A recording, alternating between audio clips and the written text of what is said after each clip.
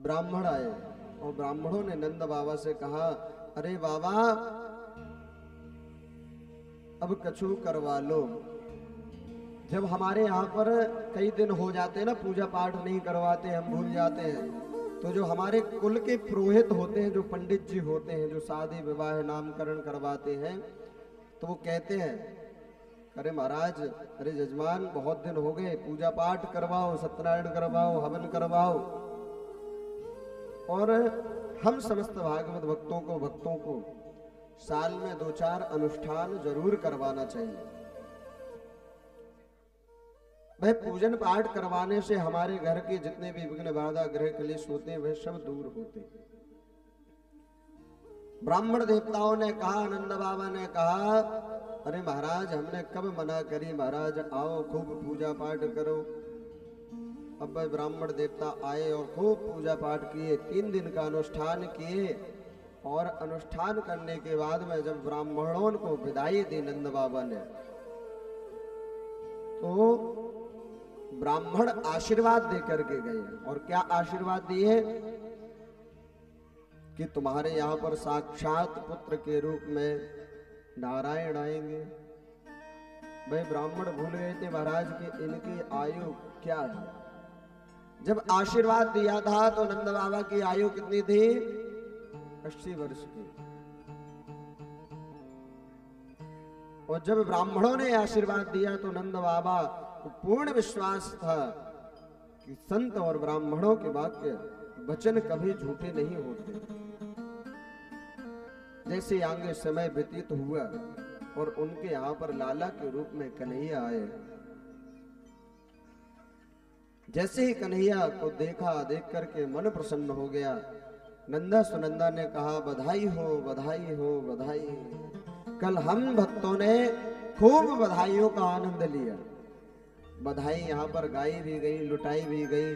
जैसे जैसे ब्रजवासियों को पता चल रहा है महाराज, भाई ब्रजवासी हजारों लाखों की संख्या में नंद बाबा के यहाँ पर महल पर आए हैं, महल के पास में आकर के खूब बधाइयों का आनंद ले रहे हैं। ब्राह्मणों को पता चला, संतों को पता चला, वह भी आने लगे महाराज। और नंद बाबा जी महाराज ने इतना लुटाया महाराज कि जो कुबेर था ना, वह भी सोचने लगा कि इतना इनके यहां पर धन कहां से आ गया। जितना लुटा रहे उतना बढ़ते जा रहा है, जितना लुटा रहे उतना बढ़ते जा रहा है महाराज। नंद कछो इतनो जो दीजो, घनश्याम कुबेरहु की मति बारी। देखत ही मोह लुटाय दियो, न बचे बचिया छचिया न पिछोरी। श्री सुखदेव जी महाराज कहते हैं, राजन नंद बाबा ने इतना दान किया महाराज, इतना दान किया। कहीं किसी दरवाजे पर स्वर्ण दे रहे, तो कहीं किसी पर वस्त्र दे रहे, कहीं किसी पर अन्न दे रहे हैं। जब हमारे यहाँ पर बालक का हम जन्मोत्सव मनाते हैं तो कितने दिन मनाते हैं? 1 दिन। 1 दिन ही मनाते हैं ना जन्मोत्सव। लेकिन नंद बाबा के यहाँ पर 1 वर्ष तक लगातार जन्मोत्सव का आनंद लिया गया महाराज, 1 वर्ष तक। और हम आपके जैसे नहीं मना रहे हैं। जैसे जैसे महाराज ब्रजवासियों को पता चल रहा है, गोप ग्वालों को पता चल रहा है, आते जा रहे हैं, बधाई लेकर के आ रहे हैं। दिन में एक बूढ़ी मैया थी, और वो बूढ़ी मैया कैसे थी? 95 वर्ष की। 95 वर्ष की मैया ने जैसी आवाज सुनी, सुन करके जैसे ही आई नंद बाबा के महल के पास में, देखा कि बहुत शोर हो रहा है, बहुत बधाइयों का।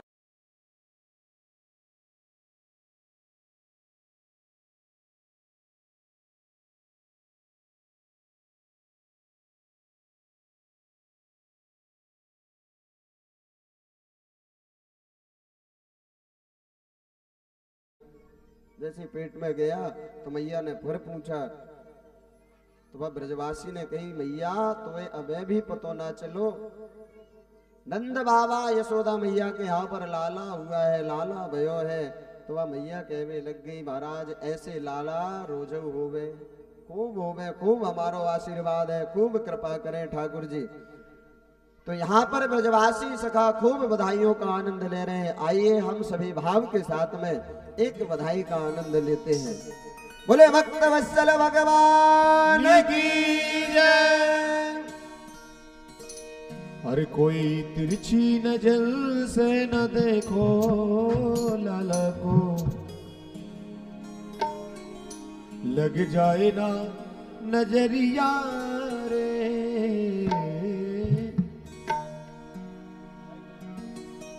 कोई तिरछी नजर से न देखो लाला को, लग जाए ना नजरिया रे। कोई तिरछी नजर से न देखो लाला को, लग जाए ना नजरिया रे। तबले को उठा दो, गग्गा चाटी को बढ़ा दो। कोई तिरछी नजर से न देखो लाला को, लग जाए ना नजरिया रे। कोई तिरछी नजर से न देखो लाला को, लग जाए ना नजरिया रे। लग जाए ना नजरिया, लग जाए ना नजरिया, लग जाए ना नजरिया, लग जाए ना नजरिया, लग जाए ना नजरिया, जाए ना नजरिया, लग जाए ना नजरिया। तिरछी नजर से देखो लाला को, लग जाए ना नजरिया रे। कोई तिरछी नजर से न देखो लाला को, लगे जाए ना नजरिया रे। भाव के साथ काली सेवा करते हुए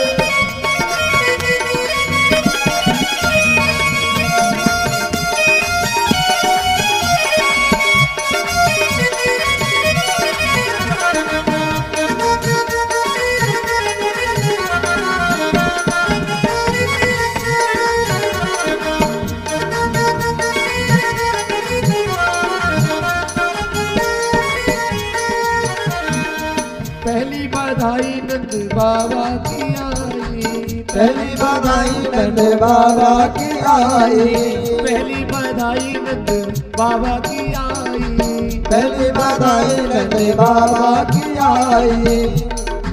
ऐसी बधाई लेने में आनंद थोड़ी ना आता है। आप लोग धीरे धीरे ताली बजा रहे हैं, कम से कम बधाइयां मस्ती की होती है। पहली बधाई नंद बाबा की आई, पहली बधाई नंद बाबा की आई। अच्छा ये बताओ आनंद किसको किसको आ रहा है? हमें तो नहीं लग रहा है कि आनंद आ रहा है। आप लोग बिल्कुल ऐसे ताली बजा रहे हो जैसे सो रहे हो। महाराज आनंद तो ठीक है, अब लाइट भी आ गई है। भगवान ने आपकी परीक्षा ली और आप परीक्षा में पास हो गए। सूचना तो ये आ रही थी कि महाराज 8-9 बजेंगे लाइट आने में। तो भाव के साथ खड़े होकर के नृत्य करते हुए हरि बोल।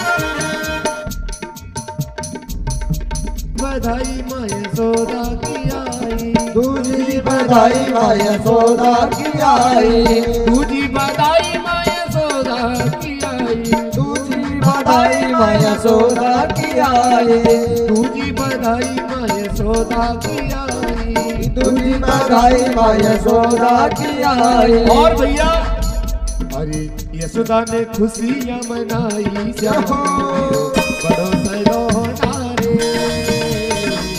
यशोदा ने खुशियां मनाई श्याम मेरो बड़ो सलोना रे।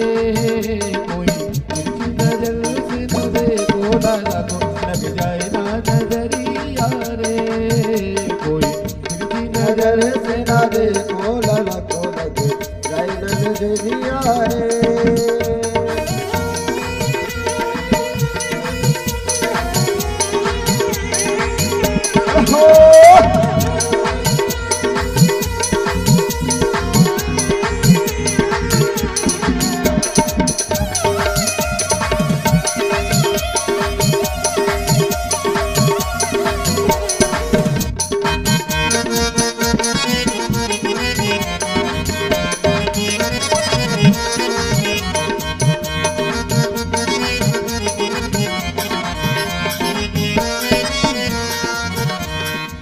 तीजी बधाई सब ग्वालों की आई।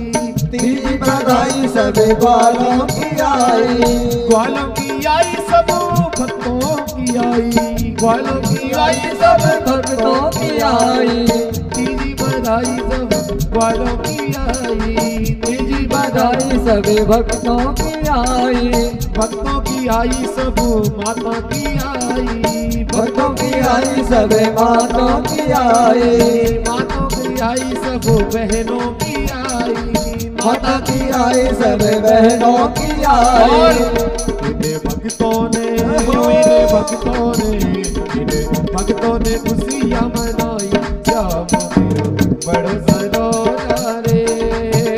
कोई तिरछी नजर से न देखो लाला को लग जाए ना नजरिया रे।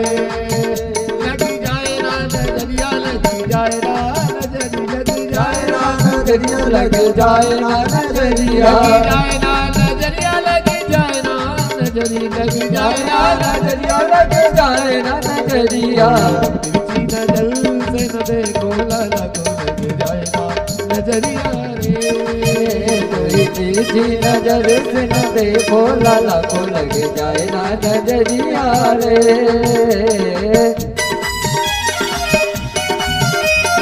सभी ताली की सेवा करते हुए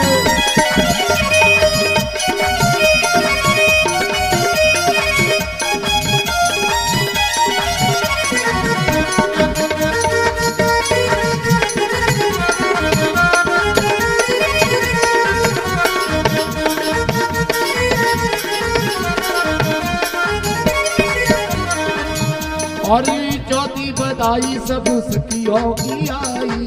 चौथी बधाई सब सखियों की आई। चौथी बधाई सब सखियों की आई। चौथी बधाई सब सखियों की आई। चौथी बधाई सब सखियों की आई। चौथी बधाई सब सखियों की आई। और सखियों ने हो सखियों ने खुशियां मनाई श्याम मेरो बड़ो सलोना रे। कोई तिरछी नजर से न देखो लाला को लगे जाए ना नजरिया रे। कोई तिरछी नजर से न देखो लाला को लग जाए ना नजरिया रे। तिरछी नजर से न देखो लाला को लगे जाए ना नजरिया रे। कोई तिरछी नजर से न देखो लाला को लगे जाए ना नजरिया रे। दोनों हाथ लगा कर बधाई हो बधाई हो बधाई हो बधाई बधाई हो बधाई हो बधाई हो बधाई हो बधाई हो बधाई हो बधाई हो बधाई हो बधाई हो बधाई हो। नंद के आनंद भयो जय कन्हैया लाल की। नंद के आनंद भयो जय कन्हैया लाल की। हाथी ने घोड़ा दीनी ओल दीनी माल की। हाथी ने घोड़ा दीनो और दीनो पाल की। नंद के आनंद भयो जय कन्हैया लाल की। नंद के आनंद भयो जय कन्हैया लाल की। नंद के आनंद भयो जय कन्हैया लाल की। नंद के आनंद भयो जय कन्हैया लाल की। बधाई हो बधाई हो यो बधाई हो बधाई हो बधाई हो बधाई हो बधाई हो बधाई हो बधाई हो नंद के आनंद भयो जय कन्हैया लाल की। नंद के आनंद भयो जय कन्हैया लाल की। हाथी दीनी घोड़ा दीनी और दीनी माल की। हाथी दीनो घोड़ा दीनो और दीनी पाल की। हाथी दीनी घोड़ा दीनी और दीनी मालगी, हाथी दीनी घोड़ा दीनी और दीनी मालगी। नंद के आनंद भयो जय कन्हैया लाल की, नंद के आनंद भयो जय कन्हैया लाल की, नंद के आनंद भयो जय कन्हैया लाल की, नंद के आनंद भयो जय कन्हैया लाल की। कोई तिरछी नजर से न देखो जाया नजरिया रे, कोई तिरछी नजर से न देखो लगे जाया नजरिया। वो नंद के लाला की जय, नंद के लाला की बधाई हो, बधाई हो, बधाई हो, बधाई हो, बधाई हो, बधाई हो, बधाई हो, बधाई हो। कृष्णचंद्र भगवान की जय। श्री राधे।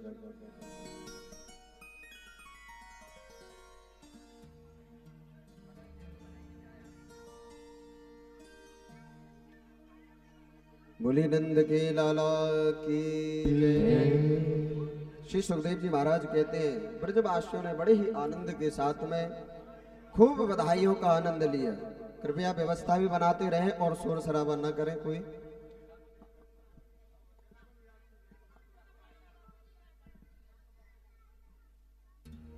श्री सुखदेव जी महाराज कहते हैं राजन, ब्रजवासियों ने खूब बधाइयों का आनंद लिया।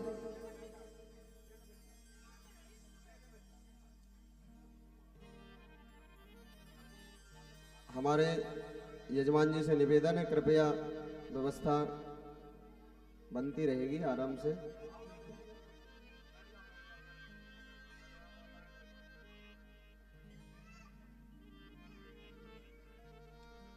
ये भागवत कथा आप समस्त भक्तों की है। आप समस्त भागवत भक्त खूब समझदार हैं, खूब व्यवस्था से चल रहे हैं और आपका परम दायित्व भी है कि व्यवस्था को बना करके रखें। किसी को कहने की और बोलने की आवश्यकता भी नहीं है, ना पड़े रही है। हम सभी का परम सौभाग्य है कि सप्त दिवसीय श्रीमद् भागवत भक्ति ज्ञान यज्ञ कथा में सम्मिलित होने का परम सौभाग्य प्राप्त हो रहा है।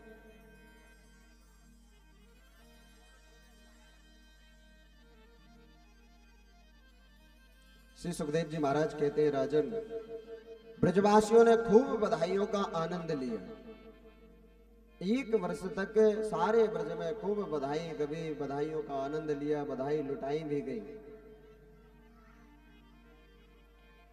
यहां पर जब यशोदा मैया नंद बाबा को याद आया कि सारे ब्रज के गोप ग्वाल सब बधाइयों का आनंद ले रहे हैं, लेकिन माता रोहिणी नहीं आई।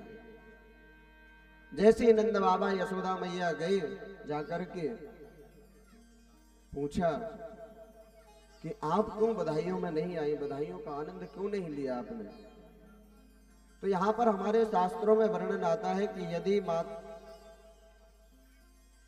पति यदि ज्यादा कष्ट में हो तो माताओं को किसी उत्सव में सम्मिलित नहीं होना चाहिए।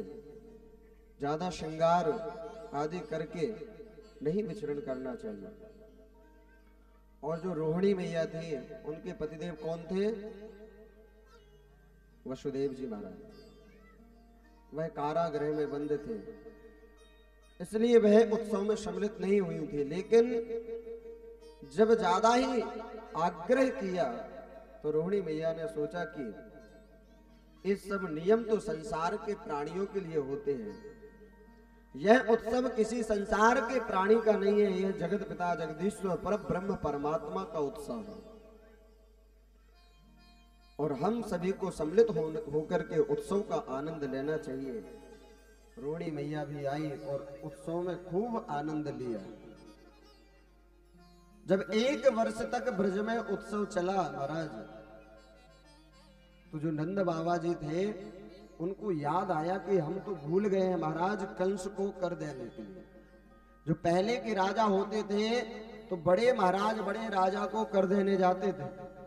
एक वर्ष हो गया अभी तक कोई गया नहीं। नंद बाबा ने कहा, अरे ब्रजवासी भैया आप सभी खूब बधाइयों का आनंद लो, हम जाते हैं मथुरापुरी मथुरा नगरी में और जाकर के महाराज कंस को कर दे करके आते। नंद बाबा मथुरापुरी गए जाकर के कर देने के लिए, तो वहीं पर अपने मित्र अपने सखा वसुदेव जी से भेंट हुई, वार्तालाप हुई और वसुदेव जी ने कहा कि तुम जाओ जाकर के अपने दोनों लालाओं की रक्षा करो, क्योंकि जो कंस है वह बड़ा अत्याचारी बड़ा पापी है, और जब से उसको पता चला है कि हमारे काल ने इस ब्रज में जन्म ले लिया है, तब से वह न जाने कौन कौन से उपाय करता है। और आपका जो ये बालक है, आपकी संतान है, इसको कष्ट देने के लिए अनेक उपाय कर रहा है। महाराज आप जाएं। यहां पर नंद बाबा जैसे ही चले, जो कंस था बड़ा अत्याचारी बड़ा पापी था, रात्रि को यदि कहीं अंधेले में भी बह जाता महाराज तो उसे अपना काल नजर आता। जब योग माया ने आदेश किया था कि तुम्हारा तो काल ब्रज में जन्म ले चुका है, तो कंस ने पूछा था कैसा है, लेकिन योग माया ने नहीं बताया था। केवल इतना बता करके गई योग माया कि महाराज तुम हमें क्या मारोगे, तुम्हारा काल तो ब्रज में जन्म ले ही चुका है, वह तुम्हारा उद्धार करेगा। कंस ने एक आपातकालीन सभा बुलवाई और उस सभा में बड़े बड़े राक्षस दैत्य आए, अघासुर बकासुर व्योमासुर अरिष्टा पूतना, और सब अपना अपना उपाय बता रहे। कंस ने कहा कि हमारा काल ब्रज में जन्म ले चुका है, अब हम इसका वध कैसे करें। अब कोई कुछ कहता कोई कुछ कहता। यहाँ पर पूतना ने कहा भैया हमारे रहते हुए आपको चिंता करने की क्या आवश्यकता है, अरे हम जाएंगे और जितने भी बालकों ने ब्रज में जन्म लिया होगा हम सबको जहर पान करा करके मार देंगे। 6 महीने पहले से जितने बालकों ने जन्म लिया है, जितनी संतान ने, हम सबको मार देंगे एक करके। कंस ने कहा बहन तुम्हारा इतना विकराल स्वरूप है, तुम्हें अपने घर में घुसने कौन देगा। क्योंकि वह कैसी थी, एकदम राक्षसी जैसी पूतना, बड़ा विकराल स्वरूप था महाराज, देख करके कोई भी डर जाए। लेकिन उसके पास में एक ऐसी योग माया थी जिससे वह किसी का भी रूप धारण कर लेती थी। कहा महाराज आप भूल गए हैं, हम ऐसा रूप धारण करेंगे, ऐसा रूप धारण करेंगे कि मानो साक्षात नारायण से लक्ष्मी मिलने के लिए, दर्शन करने के लिए आ रही है। और पूतना ने वैसे ही रूप धारण किया और रूप धारण करके वह पूतना ब्रज के अनेक क्षेत्रों में, नगरों में, गांव में जाती है और जितने भी बालक जन्म लिए हैं सबको स्तनपान करा करके मारती जाती है। वह पूतना चलते चलते चलते चलते कहां पर पहुंची, नंद बाबा और यशोदा मैया के महल के पास में। बड़ा ही अद्भुत स्वरूप है महाराज, ऐसा स्वरूप है पूतना का कि जैसे साक्षात लक्ष्मी नारायण के दर्शन करने के लिए आ रही है। और जो ब्रजवासी होते कैसे एकदम भोले भाले सखा होते हैं, जो भगवान के छोटे छोटे प्यारे सखा है वह बड़े ही भोले हैं। आप देखते होंगे यदि किसी गांव में कहीं कोई विधायक, कोई मंत्री या कोई अच्छा बढ़िया पैसे वाला व्यक्ति आ जाए तो उनकी हिम्मत उससे यह पूछने की तक नहीं होती कि आप कहां से आए हो, कौन आए हो, लेकिन वह आपस में वार्तालाप करते रहते, एक जवाब देता, एक उत्तर देता, एक प्रश्न करता फिर उत्तर देता, यही करते रहते बैठे। ऐसे ही वह ब्रजवासी सखा थे महाराज। जैसे उस पूतना को देखा तो किसी ने भी परिचय नहीं पूछा कि तुम कौन हो, कहां से आए हो, कैसे हो। अब एक सखा बोला अरे भैया देख तो देख जी कौन आ रही है। दूसरा बोला भैया तो पता ना है, यशोदा मैया को तू कम समझे। अरे यशोदा मैया हमारी रानी है और रानी की सखी सहेली कौन रानी होंगी। हमें तो लग रहा है महाराज कोई बड़े राजघराने की रानी आई है, यशोदा मैया से मिलवे के ताई। एक सखा बोला अरे भैया मोए तो लग रहा हो जे रानी ना है, कोई ब्राह्मणी है जे आशीर्वाद देवे के ताई लाला को आई है। अब भी ब्रजवासी सखा एक दूसरे से प्रश्न कर रहे, एक दूसरे को उत्तर देते जा रहे, लेकिन किसी ने पूछा नहीं कि आप कहां से आई हो, कौन हो, कैसी हो। मैं पूतना जैसी आए आकर के महल में प्रवेश की तो यशोदा मैया क्या कर रही थी? मक्खन बना रही थी। यशोदा मैया ने देखा और पूतना ने यशोदा मैया से पूछा, अरे बहना, जैसे ही हमें पतो चली कि तुम्हारे यहाँ पर लाला भयो है तो वह लाला के आशीर्वाद को देवे के ताई हम दौड़ी दौड़ी चली आई। अरे बहना, तुमने तो बताया ही ना है, तुमने तो खबर ही ना है भिजवाई।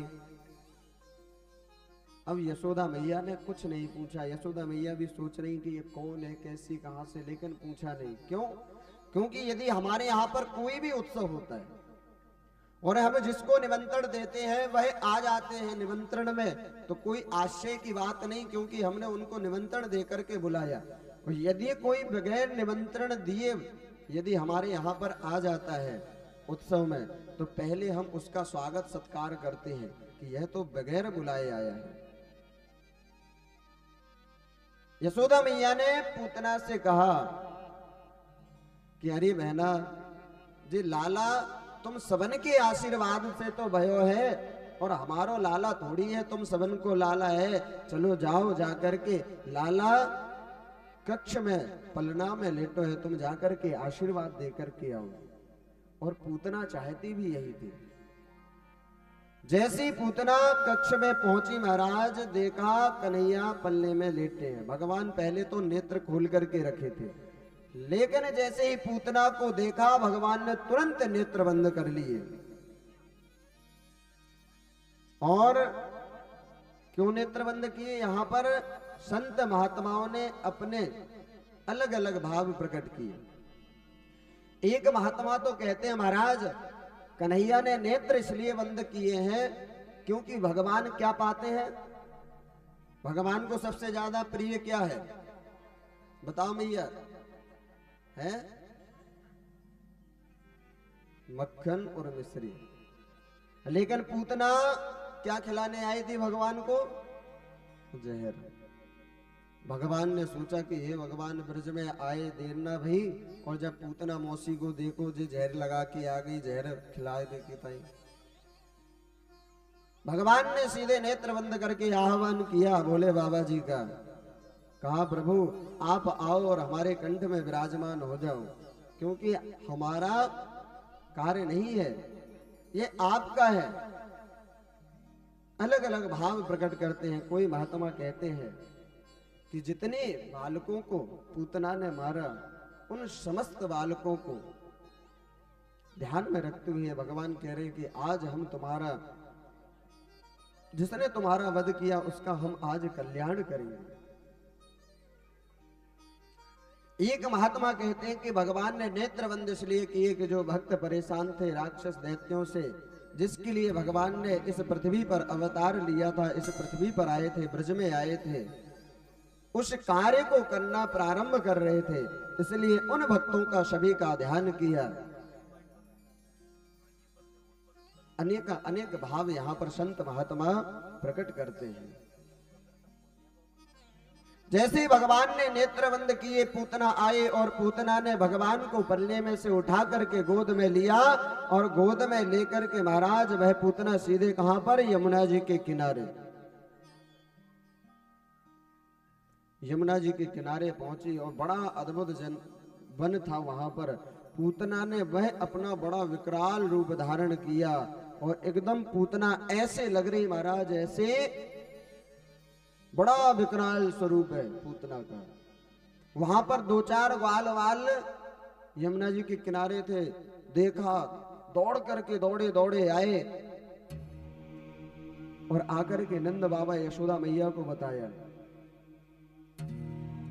पूतना ने अब क्या किया? कन्हैया को लेकर के हंसने लगे, मुस्कुराने लगे। भगवान ने देखा, भगवान भी मुस्कुराने लगे। अब तो भगवान वार्तालाप कर रहे हैं। पूतना ने देखा कि इतना छोटा सा बालक और आज बोल रहा है, घबराने लगी पूतना। और पूतना ने जैसे ही भगवान को स्तनपान कराना प्रारंभ किया, भगवान ने ज्यादा समय न लगाते हुए स्तनपान करते करते, दुग्ध पान करते करते अब प्राणों का पान करने लगे। जब भगवान उसके प्राणों का पान कर रहे थे तो भगवान उसके शरीर को पकड़ लिए थे जोर से। पूतना कहती, अरे छोड़ छोड़ मुझे छोड़, बड़ा कष्ट हो रहा है। भगवान ने कहा, अरे मौसी, जिसको एक बार हम पकड़ते हैं तो भव सागर से पार करके छोड़ते हैं। भगवान ने उस पूतना का उद्धार किया। वह पूतना धड़ाम से जैसे ही जमीन पर गिरी, जैसे ही जमीन पर गिरी महाराज, हजारों लाखों पेड़ चट चट करके सब टूट गए।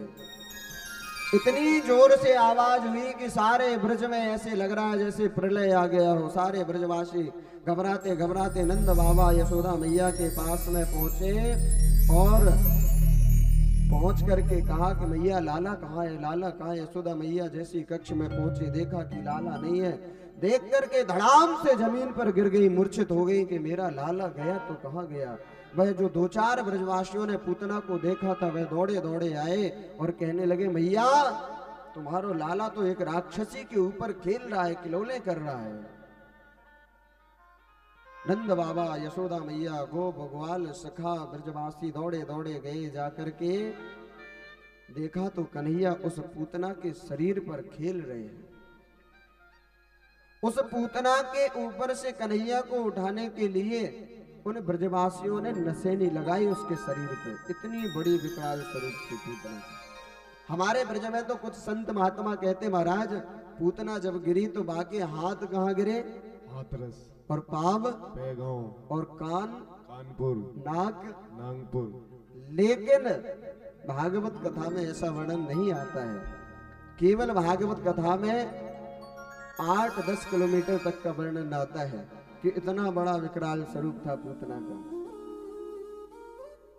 भगवान ने आज पूतना का उद्धार किया महाराज। आगे श्री सुखदेव जी महाराज कहते हैं कि जब भगवान ने ब्रज में जन्म लिया था ना,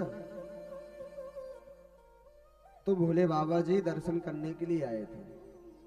और जब भी भगवान अवतार धारण करते हैं तो भोले बाबा जी अवश्य दर्शन करने के लिए आते हैं। आज भोले बाबा जी समाधि लगा करके कैलाश पर्वत पर बैठे हैं। बार बार ध्यान में आ रहा है कि हम ब्रज में आ चुके हैं, हमारे दर्शन करने के लिए पधारो। भोले बाबा जी बड़ा अद्भुत रूप धारण करके, भोले बाबा जी का कैसा स्वरूप है, बड़े बड़े सांप, बिच्छू, कातर, बाघंबर, चिता की भस्म, बड़ी बड़ी जटाएं। भोले बाबा जी को देख करके कौन नहीं डर जाएगा। जैसे ही भोले बाबा जी नंद बाबा यशोदा मैया के महल के पास में पहुंचे गेट पे, वो प्रातः कालीन की बेला थी और गेट पर पहुंच करके जैसे ही आवाज लगाई, हर हर महादेव, हर हर महादेव, जैसी आवाज लगाई यशोदा मैया ने देखा कि सुबह सुबह कौन बाबा आ गया है। जैसे खिड़की से देखा तो एक बाबा खड़ा है और बड़ा अद्भुत स्वरूप है महाराज। साक्षात भोले बाबा जी नारायण से मिलने के लिए, दर्शन करने के लिए आए थे। बड़ा अद्भुत स्वरूप था। नृत्तावसाने नटराज राजो ननाद ढक्काम नभ पंच बारम उद्वर्तु कामः सनकाद सिद्धान ये तद विमर्शे शिव शूद्र जाल ध्याये नित्यम महेशम रजत गिरिनिभम चारु चंद्रावतंसम रत्नाकल्पोजुलांगम परश्मगभरा वेति हस्तम प्रसन्नम पदमासीनं समन्तात् स्तुतिमवरगणैर्व्याघ्रकृत्यं वशानां विश्वाद्यं विश्वबन्धं निखिल वैहरं पंचवक्त्रं त्रिनेत्रं भजे। बड़ा अद्भुत स्वरूप है भोले बाबा जी का। यशोदा मैया ने देखा, देख करके कहा, अरे बाबा क्या चाहिए। भोले बाबा ने कहा, मैया तुम्हारे यहाँ पर लाला भयो है और हमारे गुरु की आज्ञा है कि तुम्हारे लाला के दर्शन करना है मुझे। मैया ने कहा, बाबा देख, मैं तुम्हें लाला के तो दर्शन कराऊंगी ना। क्यों ना कराऊंगी? क्योंकि जी तुम्हारे जितने बड़े बड़े बिच्छू, कातर, सांप है ना, जो मुंह फैला फैला करके घूम रहे हैं, देख रहे हैं। और हमारो लाला इतना छोटा है कि चीटा से डर जावे और तुम्हारे सांप बिच्छू अन्य देख के तो रो देगो। तो बाबा तोए धन चाहिए, अन्न चाहिए, वस्त्र चाहिए, जो चाहिए तू दान में लेकर के चलो जा, लेकिन मैं लाला के दर्शन आए कराऊंगी। लेकिन भोले बाबा जी अन्न दान वस्त्र लेने के लिए थोड़ी आए थे, कहे के लिए आए थे? लाला के दर्शन करवे के ताई। भोले बाबा कहवे लग गए, भैया नाय हमारे गुरु की आज्ञा भाई, हम तो लाला के दर्शन करेंगे। मैया ने कही बाबा देख हट मत कर। भोले बाबा ने कहा मैया तू हट मत कर, भैया तू जाने ना है कि योगी हट किसे कहते। भैया यदि हम हट कर गए और तो हमने यही समाधि लगा ली और 12 वर्ष तक समाधि लगा करके बैठे रहेंगे, कभी तो तुम्हारो लाला घर महल से बाहर आएगो, हम बाकी दर्शन करेंगे। भैया ने कही बाबा योगी हट तो हम जाने ना है, लेकिन बाबा तू भूल गए यदि त्रिया ने हट कर ली, महाराज यदि माताओं ने हट कर ली तो फिर पति देव को कुछ भी हो जाए, चाहे कर्ज लेना पड़े, उस हट को पूरा करना पड़ता है, नहीं तो महाराज भोजन नहीं मिलता है? ये एकदम सत्य बात है, सही बात है ना भैया। यदि बगल में पड़ोसी के यहाँ पर, अपने यहाँ पर कितनी अच्छी चीज रखी हो, लेकिन पड़ोसी के यहाँ पर वश्य देख लिया, और माताओं का मांगने का तरीका भी अलग ही होता है महाराज। क्या करती हैं जब कुछ चीज मांगनी पड़ती है ना, तो ऐसा बढ़िया स्वादिष्ट प्रसाद, पता होता है कि पतिदेव को ये अच्छा प्रिय पसंद है तो वो ही बनेगा, और जब पतिदेव भोजन करेंगे तो बढ़िया अपनी लिस्ट जो रहेगी ना, एक एक करके सब मांगती जाएंगे। तो यहाँ पर भोले बाबा से कहा अरे बाबा तू जानता नहीं है, यदि त्रिया ने हट कर ली, यदि हमने हट कर ली तो तुम 12 वर्ष क्या 24 वर्ष भी समाधि लगा करके बैठे रहोगे तो भी हम अपने लाला के दर्शन नाए कराएंगे। क्यों?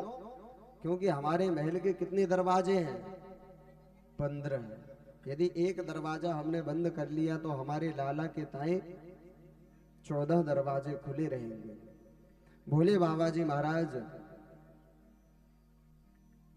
मन खिन्न करके वहां से चल दिए और सोच रहे हैं कि हे प्रभु जब तुमको दर्शन नहीं देना था तो क्यों क्यों बार बार ध्यान में आ रहे थे। भोले बाबा जी वहां से चल दिए, चल करके यमुना जी के किनारे एक कदम्ब के वृक्ष के नीचे जाकर के समाधि लगा करके बैठ गए। भगवान ने जैसे ही देखा कि आज बाबा बगैर दर्शन किए चले गए तो भगवान रुदन करने लगे, रोने लगे। अब भोले बाबा को जाते हुए देख करके भगवान ऐसे रो रहे हैं, मैया ऐसे रो रहे हैं कि भगवान तो चुप ही नहीं हो रहे हैं। यशोदा मैया कभी इस गोप ग्वालिन को बुलाते, कभी सखी को, कभी सहेली को, अरे लाला मेरो रो रहे हो जाए कि कौन की नजर लग गई है। एक सखी दौड़ी दौड़ी आई, कहने लग गई मैया मोहे तो लगे काई ने जादू टोना कर दियो तुम्हारे लाला के ऊपर। दूसरी सखी बोली हाँ मैया हमने सुबह सुबह तुम्हारे यहाँ पर एक बाबा को देखो। अब तीसरी सखी बोली भी लग गई मुझे तो लगे भाई बाबा ने कोई जादू टोना कियो है। यशोदा मैया ने कही हाँ सखी हो सके, वो बाबा बार बार हमारे लाला के दर्शन को कहवे लेकिन हमने भाई दर्शन नहीं कराए, हमें लग रहा है वही कोई जादू टोना करके गयो है। मैया ने कही अरे सखी वो बाबा कहाँ गयो? तो दूसरी सखी बोली वो बाबा तो यमुना किनारे बैठो है समाधि लगा के, कहा जाकर के बुला के लेके आ बाबा को। सारी गोपियां दौड़ी दौड़ी गई और जाकर के भोले बाबा जी से याचना करने लगी, कहने लगी चल रे योगी नंद भवन में कोई यशोदा मात बुलावे। अरे बाबा तू यहाँ क्या कर रहा है? चल चल करके नंद भवन में चल, तुम्हें यशोदा मैया बुला रही है। भाके लाला को नजर लगी है। यशोदा मैया का जो लाला है उसको नजर लगी है। तुम नजर उतार के आओ। भोले बाबा ने मना कर दिया, कहा कि मैया हमें दर्शन ना कराएंगे। कहा अरे नहीं तुम चलो, तुम्हें लाला के दर्शन अवश्य कराएंगे। भोले बाबा जी आए, आकर के जैसे ही देखा तो यशोदा मैया ने लाला को क्या किया, अपनी गोद में ले लिया। और गोद में लेने के बाद में कहा कि बाबा तू यहीं से नजर उतार दे। मैया बड़ी चतुर होती है, होती कि नहीं? अब बताओ, यशोदा मैया ने लाला को लेकर के और अपने गोद में छिपा लिया, और छिपाने के बाद में कहा बाबा तुम यहीं से नजर उतार दो। लेकिन बाबा ने कहा मैया अगर जा लाला की नजर उतरवानो है तो जाए लाला को हमें देना पड़ेगा। मैया ने मना कर दिया। कन्हैया और जोर से रोने लगे। अब मैया की मजबूरी हो गई। मैया ने डरते डरते एकदम जैसे ही पकड़ाया तो कन्हैया ने खिलखिला करके हंस दिया। जैसे ही हंसे मुस्कुराए तो मैया ने फिर झपट्टे मार के पकड़ लिया, कहा रहने दो रहने दो। फिर कन्हैया रोने लगे। अब मैया ने सोचा हे भगवान जी, बाबा ने ऐसो कौन सो जादू टोना कर दियो कि जब जी हमारे पास में आवे तो रोवे लग जावे, जब बाबा के पास में जावे तो हंसवे लग जावे। अब मैया को रहा नहीं गया। मैया ने कहा बाबा सबसे पहले तो तू ये अपने सांप बिच्छू कातरन ने दूर रख, ये बार बार फन कर रहे मेरे लाला को कहीं कोई। अरे बाबा ने कहा मैया जो तुम्हारा लाला है ना जी, जो साधारण नहीं है, जो 1000 फन के सांपों पर शयन करने वाला है। मैया ने कही बाबा मुझे लग रहा है तुम कोई दूसरी जगह आ गए। मेरो लाला तो चींटी से डर जाए, मक्खी से डर जाए, और मेरो लाला जहाँ सांपन को देखने के बाद में तो वैसे ही डर जावे वो। लेकिन भोले बाबा जी नहीं माने। यशोदा मैया ने जैसे दिया फिर भगवान मुस्कुराने लगे। मैया ने कहा बाबा कोई ऐसा उपाय कर कि मेरो लाला कभी रोवे ही ना है। भोले बाबा ने कहा मैया यदि तुम ऐसा चाहो तो तुम्हें एक उपाय करना पड़ेगा। मैया ने कही एक ना है, हम 1000 उपाय करेंगे।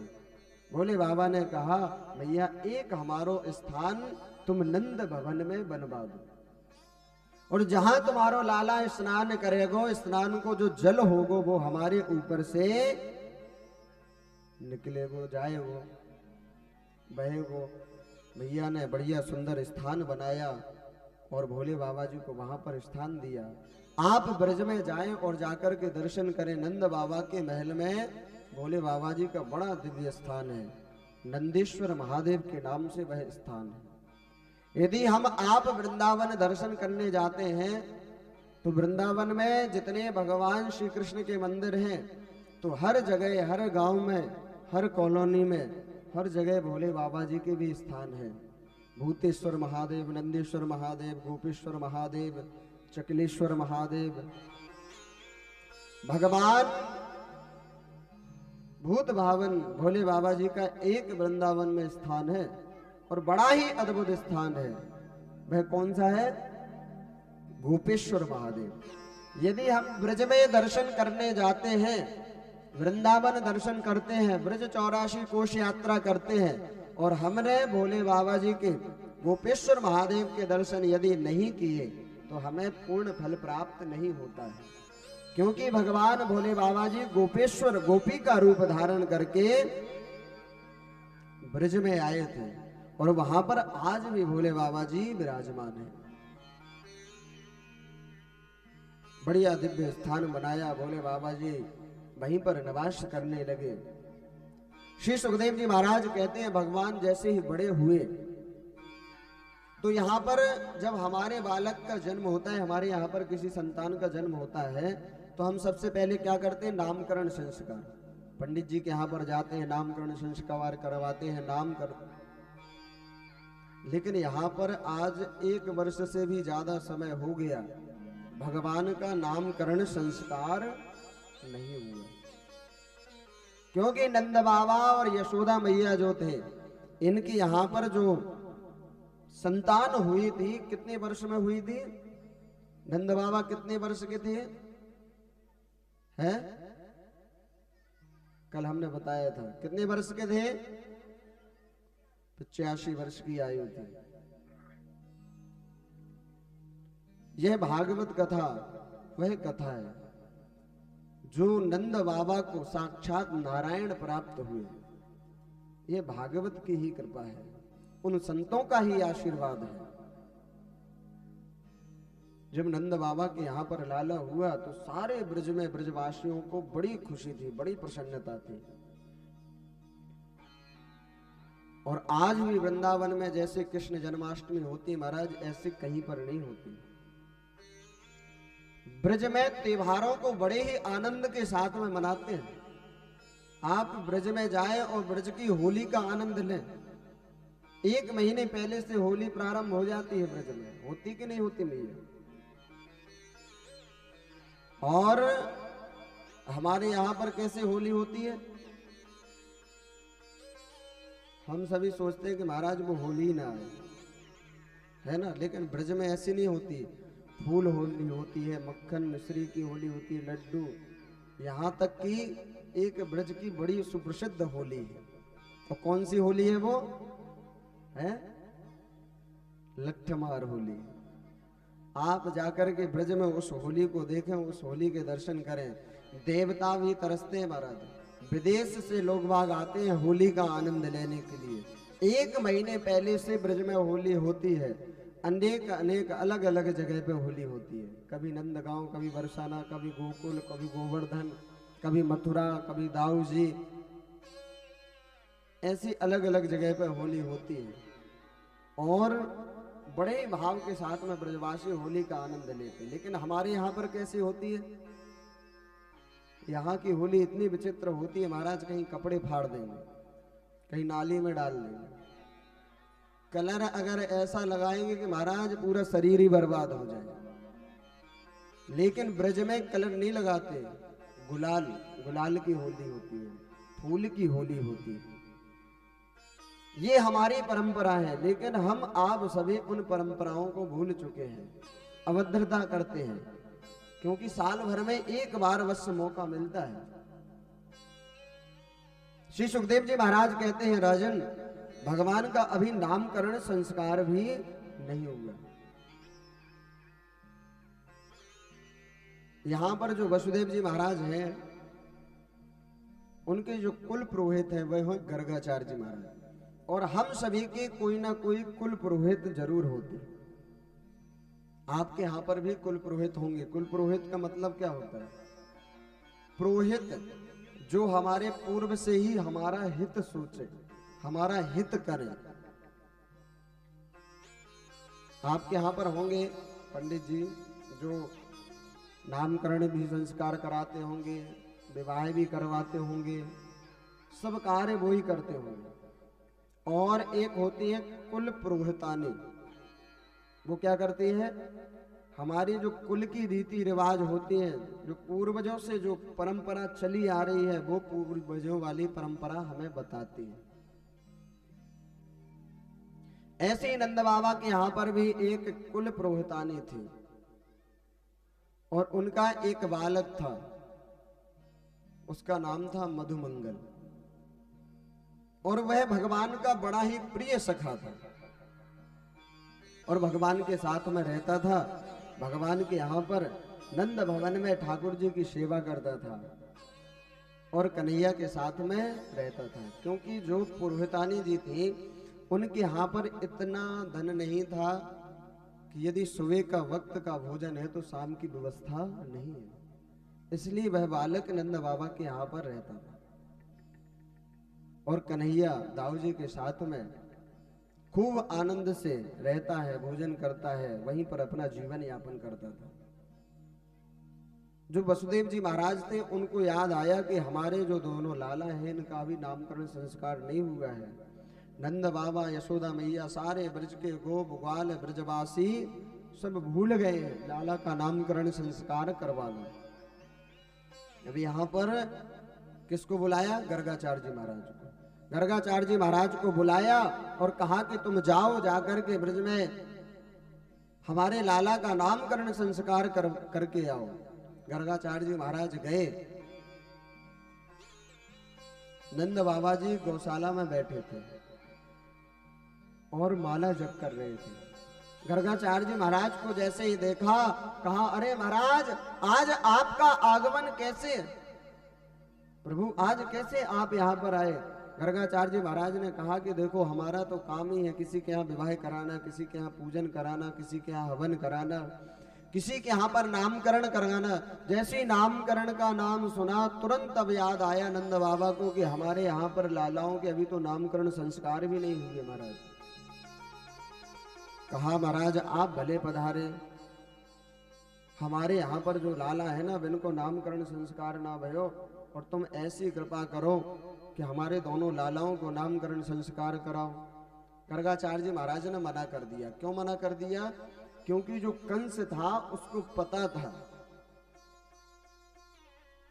कि जो नंद बाबा यशोदा मैया के लाला हैं यही हमारे काल हैं। और गर्गाचार्य जी महाराज नहीं चाहते थे कि भगवान को कष्ट हो, क्योंकि गर्गाचार्य जी महाराज किसके कुल पुरोहित थे? वसुदेव जी महाराज के। नंद बाबा जी के यहाँ पर कुल पुरोहित वो नहीं थे। कहा, महाराज हम नामकरण संस्कार नहीं कराएंगे, क्योंकि आप हो ना, यदि छोटा भी कार्य करते हो तो बड़े धूमधाम से करते हो। आपके यहाँ पर लाला ने जन्म लिया, 1 वर्ष तक उत्सव मनाया आपने। यदि नामकरण संस्कार कराओगे तो कम से कम 1 से 1.5 वर्ष तक उत्सव मनाओगे। और यहाँ पर कंस को पता चलेगा तो कंस पूर्ण रूप से विश्वास करेगा कि ये नंद बाबा यशोदा मैया के लाला नहीं है, ये वसुदेव के लाला है, पुत्र है। ना जाने राक्षसों को भेजेगा, दैत्यों को भेजेगा, तुम्हारे लाला को कष्ट होगा, इसलिए महाराज हम नामकरण संस्कार नहीं करवाएंगे। वसुदेव जी महाराज की आज्ञा थी। यहां पर नंद बाबा ने कहा, महाराज नामकरण तो आप ही करवाओगे, लेकिन हम किसी से भी नहीं कहेंगे, केवल हमारे आपके अलावा किसी को नहीं पता चलेगा, ना हम किसी से कहेंगे, ना किसी को निमंत्रण देंगे। गौशाला में बढ़िया सुंदर स्थान पर भगवान का नामकरण संस्कार हुआ। नंद बाबा जी कहाँ पर गए? यशोदा मैया के पास में। कहा, बड़े प्रखंड विद्वान आए हैं, बड़े ज्योतिषी आए हैं, हमारे लाला का अभी नामकरण संस्कार नहीं हुआ है, चलो चल करके हम नामकरण संस्कार करवाते हैं। जैसे ही यशोदा मैया को पता चला कि बड़े ज्योतिषी आए हैं, तो यशोदा मैया ने क्या किया? लाला को ले लिया। लाला को तो दे दिया रोहिणी को, और रोहिणी जी का जो बालक था वो ले लिया खुद ने, और लेकर के परीक्षा लेने के लिए पहुंच गए। जो माताएं होती ना, बड़ी परीक्षा लेती। पंडित जी आते हैं या कोई संत महात्मा आते हैं तो अपनी बुद्धि के हिसाब से पहले परीक्षा लेंगे, और यदि वह उस परीक्षा में महाराज पास हो गए तो पतिदेव को फिर पता भी नहीं चलता है कि क्या से क्या दान हो जाता है। वो तो जब जाकर के भंडार में देखते हैं तब पता चलता है, अरे ये कहाँ गया। तब फिर घर पे क्या होता है? क्या होता है? महाभारत। और पंडित जी और वह संत वो जो आते ना, वो तो लेकर के चले ही जाते। और जो परीक्षा में महाराज पास नहीं हुआ तो फिर भैया सुनना भी बहुत पड़ता है। तो यशोदा मैया ने क्या किया? रोहिणी का बालक ले लिया, और जैसी गौशाला में पहुंची, भगवान ने गर्गाचार्य जी को देखा। गर्गाचार्य जी ने जैसे भगवान को देखा, देखते देखते देखते देखते गर्गाचार्य जी महाराज की समाधि लग गई। क्योंकि गर्गाचार्य जी महाराज भगवान के अनन्य भक्त थे। और समाधि लगी तो कैसे समाधि लगी? ऐसे नहीं लगी कि केवल आंख बस बंद है, श्वास चल रही है। समाधि 2 प्रकार की होती है। एक तो ऐसी होती है जब हम माला जप करते ना तो अपने नेत्र बंद कर लेते हैं और भगवान के चरणों में ध्यान लगा लेते हैं, हमारी श्वास चलती है। लेकिन एक समाधि होती है त्राटक समाधि, जिसमें महाराज आंख खुली की खुली है, मुंह खुला का खुला है, श्वास भी बंद है, और केवल ध्यान भगवान के चरणों में है, होश ही नहीं है महाराज। और वही त्राटक समाधि गर्गाचार्य जी महाराज की लग गई। जैसी त्राटक समाधि लगी तो यहाँ पर यशोदा मैया ने देखा, और देख करके वह तो एकदम भयभीत हो गई कि हे भगवान ये कैसा ज्योतिषी आया, मुझे तो लग रहा हो कहीं जे ज्योतिषी पधार तो ना गयो है। नंद बाबा से कहा, रे महाराज तुम्हें जा ज्योतिषी को आज ही बुलानो, तो मुझे तो लग रहा हो जे गयो। यशोदा मैया ने बार बार हाथ से झकझोरा, फिर भी गर्गाचार्य जी महाराज की समाधि नहीं टूटी। कान में जोर से चिल्लाया, फिर भी नहीं टूटी। जब अंत में पानी लिया और 2-3 बार सिंचन किया, तब गर्गाचार्य जी महाराज उठे। कहा, मैया आपके हाथ में जो लाला है यह आपका नहीं है, यह रोहिणी का है। यशोदा मैया ने तुरंत अंगूठी निकाली, हाथ से चरणों में रख दी। महाराज सब आपका है, क्योंकि गर्गाचार्य जी महाराज परीक्षा में पास हो गए। यहां पर गर्गाचार्य जी महाराज ने बड़ा ही अद्भुत नामकरण संस्कार किया। कहा, जो आपके हाथ में बालक है ना, ये रोहिणी का बालक है, और इसका नाम बलराम, बलभद्र, शंकरषण, अनेक नाम, हलधर, अनेक नामकरण बताए, नामकरण संस्कार किया। फिर उसके बाद में रोहिणी मैया से कहा, यह जो आपके हाथ में बालक है महाराज, इसके तो हजारों नाम हैं। कृष्ण, गोपाल, मुरलीधर, मधुसूदन, गोविंद। यह पूर्व जन्म में यह वसुदेव का पुत्र था, इसलिए इसका नाम वसुदेव भी है। भक्त वत्सल, क्योंकि भक्तों का रखवाला है। हजारों नाम है इसके। और मैया एक बात बताएं, ये जो बालक है ना, ये बड़ा प्रतापी है, बड़ा बलवान है, बड़ा भाग्यवान है।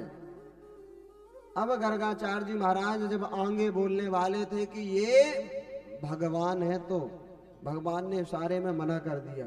कहा, इससे आगे मत बोलना, नहीं तो सब गड़बड़ हो जाएगा। हम आए तो हैं मक्खन मिश्री खाने के लिए, और मैया को पता चल जाएगा कि हम भगवान हैं, तो फिर मैया क्या करेंगी? फिर मक्खन मिश्री थोड़ी खिलाएंगे। फिर मैया क्या करेंगी? जैसे हम आप करते हैं। कैसे करते हैं? गोपाल जी तो रखते हैं और खुद खूब खाते हैं, बढ़िया पूड़ी सब्जी, खूब अनेक व्यंजन खाते हैं। कहीं चाउमीन, कहीं डोसा, अरे महाराज जाने क्या क्या खाते। और भगवान तरसते बैठे बैठे वहां 4 चिरौंजी के लिए। वो 4 चिरौंजी भी मिल गई तो भी बहुत बड़ी बात है, नहीं तो कई बार तो वो 4 चिरौंजी भी नहीं मिलती। यहां तो भक्त खाते हैं बफर में, और भगवान 4 चिरौंजी। और ज्यादा होता तो एक छोटे से गिलास में दूध रख दिया जाता। भगवान ने गर्गाचार्य जी महाराज से कहा, महाराज बस बस भगवान मत बता देना, नहीं तो महाराज 2 अगरबत्ती मिलेंगी, 4 चिरौंजी मिलेगी, मक्खन मिश्री तो मिलने ही वाली नहीं। लेकिन गर्गाचार्य जी महाराज चुप नहीं हुए। गर्गाचार्य जी महाराज ने कहा, मैया ये जो आपका बालक है ये आपका रखवाला होगा, सारे ब्रजवासियों का रखवाला होगा, पूरी सृष्टि को चलाने वाला होगा, पूरी सृष्टि का संहार करने वाला होगा। इसकी इच्छा शक्ति मात्र से सारा पूरा संसार, पूरा सब संसार चलता है। यशोदा मैया ने कहा, महाराज चुप, दक्षिणा में कमी हो तो और ले लीजो, लेकिन जे फालतू की बातन ने मत बताओ। मेरो लाला इतना छोटो है, जा संसार को कहां चलाएगो जे। यशोदा मैया का भाव बड़ा अद्भुत है महाराज। यशोदा मैया ने कौन से ऐसे पूर्व जन्म में पुण्य किए होंगे कि जो नारायण साक्षात बालक के रूप में आए हैं। जो संत महात्मा होते मैया कई वर्षों तक तप करते, कई वर्षों तक जब तप किया तब जाकर के उन संत महात्माओं को ब्रज में कहीं कोई वृक्ष के रूप में, कोई गाय के रूप में, कोई बछड़े के रूप में भगवान की लीलाओं में सहयोग कर रहे।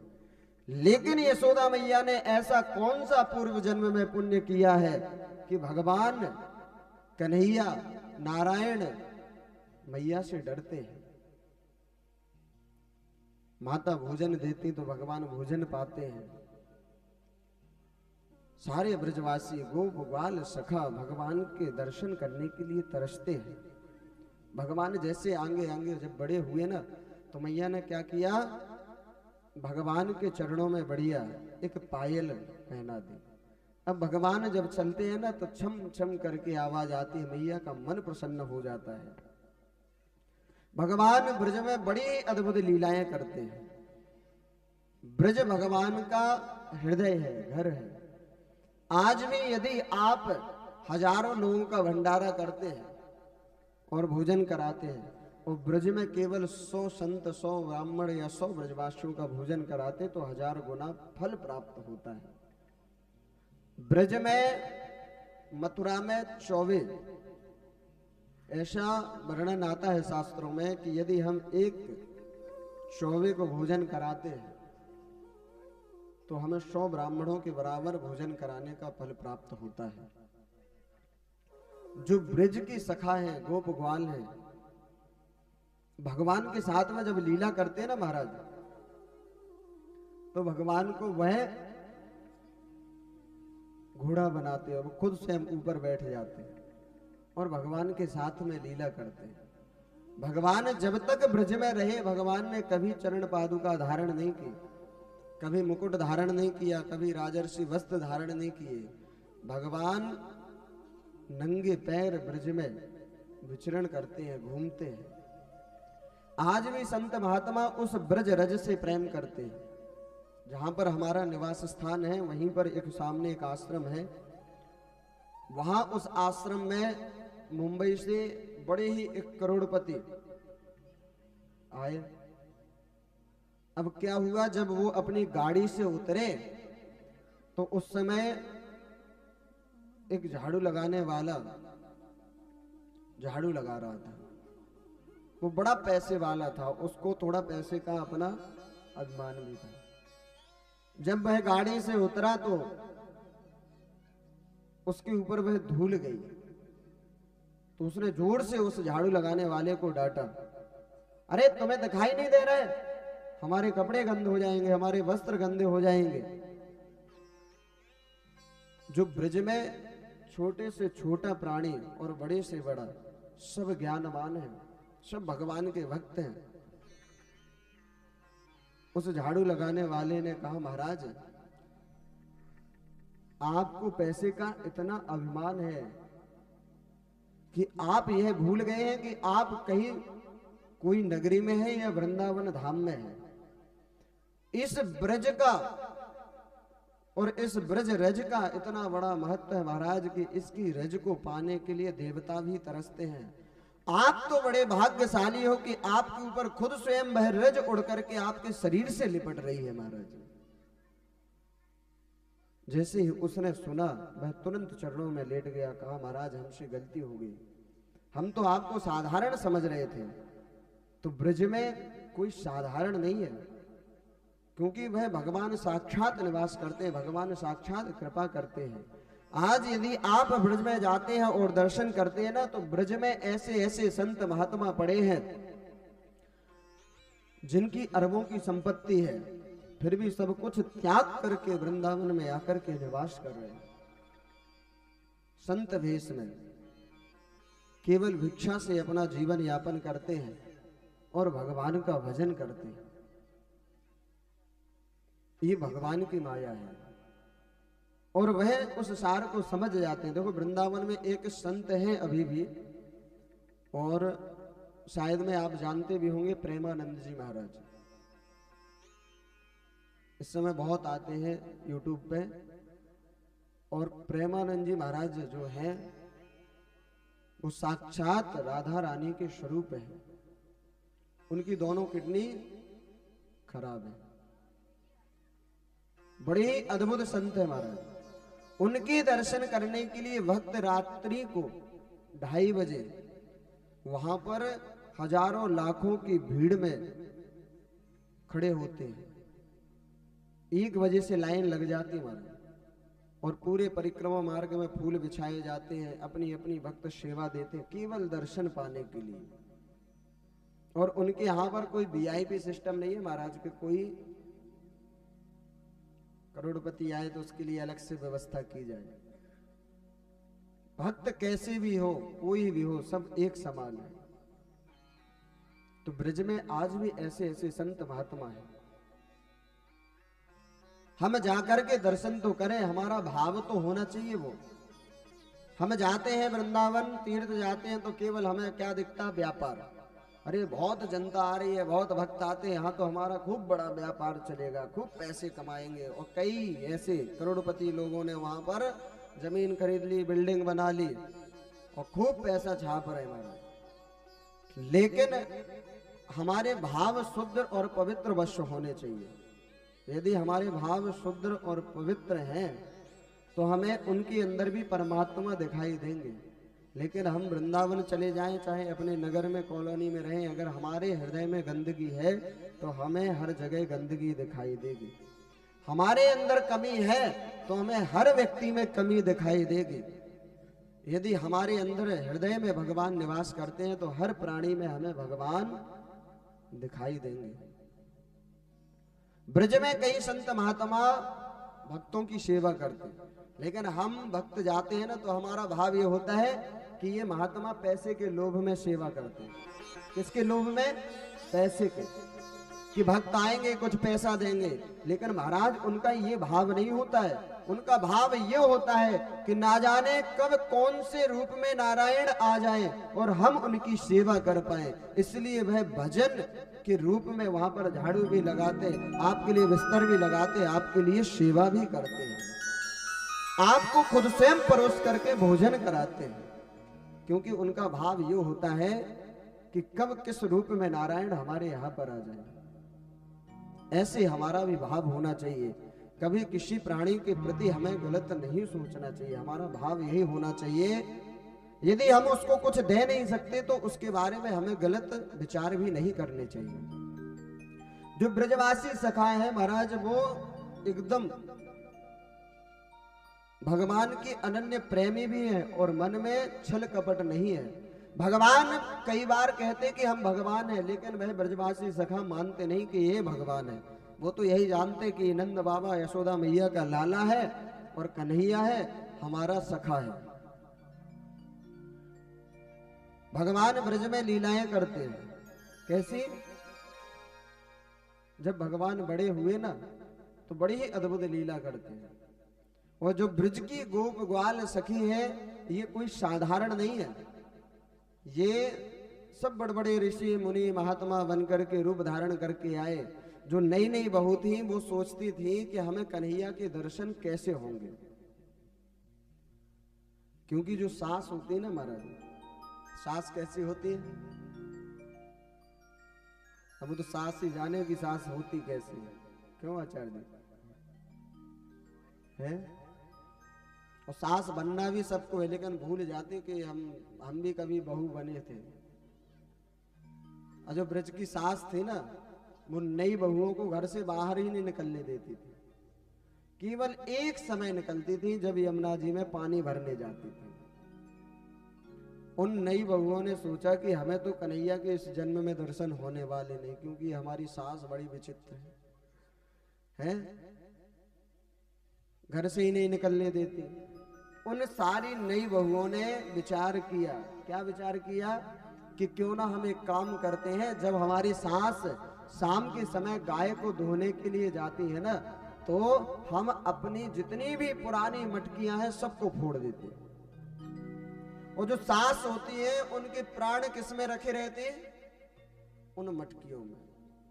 महाराज धन संपत्ति सब चला जाए कोई समस्या नहीं, लेकिन वो मटकी नहीं जानी चाहिए। 7-7 पीढ़ियां चली गई लेकिन मटकी वो जहीं की तहीं है। अब उन नई बहुओं ने क्या किया कि जो मटकी थी ना सबने एक एक करके फोड़ दी। और जैसे ही सास आई गाय को धो करके शाम के समय, तो सारी नई बहू अपना अपना मुंह बना करके फुला करके और घर के बाहर बैठ गई। सास ने कहा, अरे बहू क्या बात है, आज कैसे उदास बैठी हो? अरे कहा मैया, कहा बतावे जे नंद को लाला इतनो ऊधम करे, इतनो शैतान करे कि आज जाने एक मटकी ना छोड़ी, सबकी सब फोड़ दी। सास को महाराज जैसे ही पता चला अब बड़ा क्रोध आया। अंदर जाकर के देखा मक्खन सब डरा है, सब बिखरा पड़ा है, एक भी मटकी साबुत नहीं है। सभी सासों ने कहा, देख बहू यदि हम जाएंगे तो बहुत बात बढ़ जाएगी। एक काम कर, तू जल्दी से जा और उलाहना दे करके आ यशोदा मैया को कि तुम्हारो लाला बड़ो ऊधम करे, आज जाने सारी मटकी फोड़ दई, सारो मक्खन बगरा दियो। अब वो तो चाहती थी, जितनी नई नई बहू थी सब एक चौराहे पर खड़ी हो गई, हजारों लाखों की संख्या में। और अब उन बहुओं ने विचार किया कि अब बहाना ढूंढा जाए कि वहां जाकर के हम क्या करेंगे, कुछ ऐसा बहाना भी तो हमें बताना पड़ेगा कि जिससे हमें दर्शन हो सके। तो सबने विचार कर लिया, सब एक एक करके पहुंची। यशोदा मैया ने देखा कि हमारे यहाँ पर ये सब नई की